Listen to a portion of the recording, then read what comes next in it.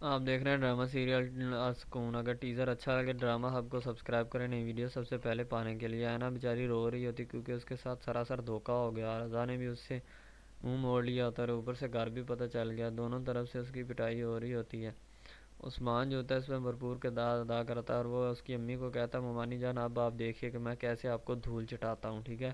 میری نفرت میں تو آپ اپنی بیٹی کا جنازہ بے عزتی اور عزت کا جنازہ نکال کے رکھ لیا اپنی بیٹی کا۔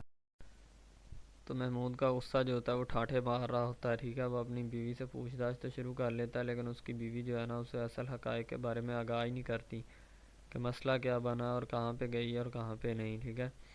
تو ہمدان کی لور جو ہوتی ہے نا یعنی رضا کی بہن جو ہوتی ہے اس کو سمجھانے کی کوشش کرتی ہے کہ ان سب باتوں سے پرہیز کریں جتنا آپ سے ہو سکتا ہے، ٹھیک ہے؟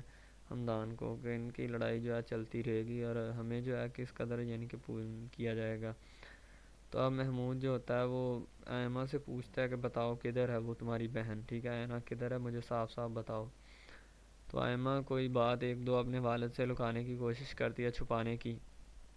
تو اس کا والد جب بہت زیادہ گرم ہوتا ہے یعنی بولتا ہے، ٹھیک ہے؟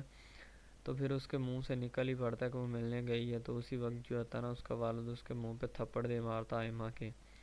ایما کی پھپھو بھی پاس ہی کھڑی ہوتی ہے اور وہ اس کی بیگم جو ہوتی ہے نا محمود کی یعنی اینا کی امی، وہ بیچاری پریشان ہوتی ہے اور ڈر جاتی ہے دل ہی دل میں۔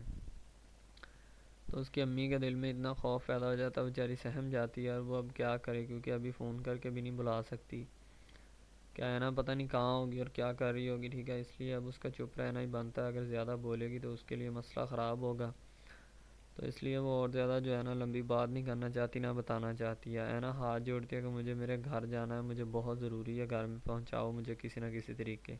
وہ کہتا ہے میں پہنچا دیتا ہوں رضا۔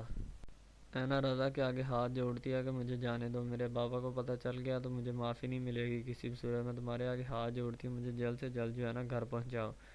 تو رضا کہتا اچھا پہنچا دیتا ہوں، اتنی ڈری ہوئی کیوں ہو، کیا معاملہ تھا مجھے بتاؤ؟ کہتی کوئی نہیں۔ رضا کہتا ہے نا تم ٹینشن مت لو، میں تمہاری فیلنگز کو سمجھ سکتا ہوں، ٹھیک ہے؟ نا کہتی تم اگر میری فیلنگ کو سمجھ سکتے ہو نا تو پھر مجھے ابھی کے ابھی جلد گھر پہنچاؤ، ورنہ جو میری فیلنگ میرے بابا نے خراب کرنی ہے نا اس کا تمہیں ابھی اندازہ نہیں ہو۔ کہتا مجھے سب اندازہ ہے، ٹھیک ہے؟ وہ کہتی بچاؤ۔